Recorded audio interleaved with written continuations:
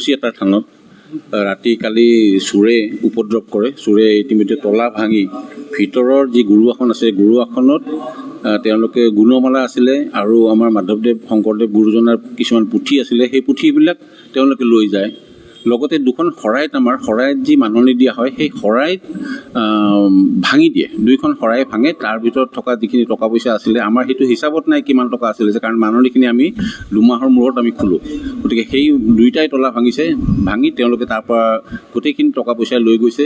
আৰু ইতিমধ্যে আমি পিছত গম পাওঁ যে ৰাতি এটা মটৰ আছিলে, আমাৰ পানীৰ উঠোৱাৰ কাৰণে মটৰ আছিলে, মটৰটো ইতিমধ্যে চুৰ কৰি লৈ গৈছে।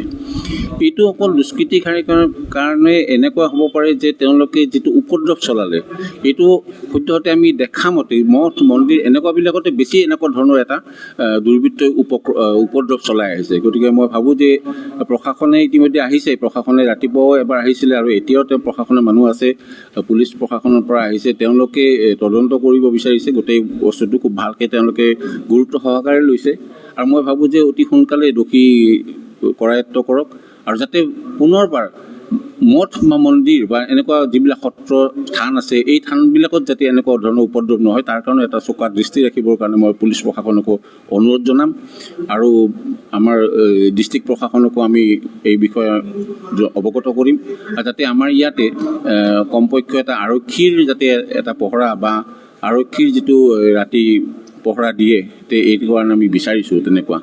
আৰু এই সত্ৰখন এই থানখন 1988 চনতে স্থাপন কৰা আমাৰ মহাপুৰুষ শংকৰদেৱ গুৰুজনাৰ প্ৰিয় শিষ্য কেশৱ চৰণ আতাৰ এই থানখনৰ এটা ঐতিহ্য আছে। গতিকে এই থানখনত এনেকুৱা এটা উপদ্ৰৱ চলোৱাটো আমি সঁচাকৈ খুব মৰ্মাহত হৈছোঁ আৰু আমি গৰিহণা দিছোঁ যি দুৰ্বৃত্তই এনেকুৱা কামখিনি কৰিছে। আজি আহি ইয়াতে বন্তি জ্বলাব আহি ভাতকুচি সত্ৰত যে তালাটো মই খুলিম, যে তালাটো খুলি চাওঁ যে লোৱা টিচোন তালাটো খোলা আছে। মোৰ সন্ধিয়া লাগি মই আস্থাকে খুলি দিওঁ, পিছফালৰ দৰ্জাখন খোলা। তাৰপিছত সিফালে ইফালে ঘূৰি চাওঁ যে মনটো মোৰ বেয়া লাগিছে।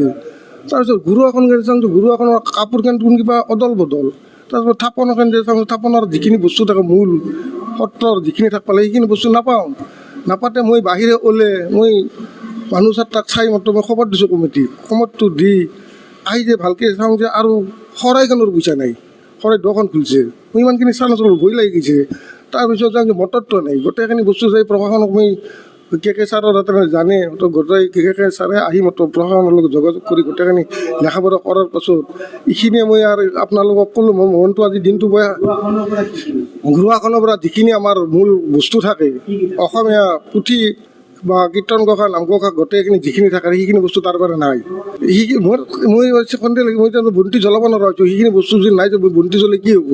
মই এটা কমিটি মই জনাইছোঁ। তাৰপিছত শৰাইখনৰ যে গুৰিত যাওঁ যে মানে শৰাইখনৰ তালাৰ দৰটো খোলা, প্ৰণামীৰ পইচা আছিল মাহিলী 3,500 4,500 টকা আছিল আৰু তাৰপিছত আপোনাৰ মটৰটো মই যে চাওঁ মটৰটোও নাই।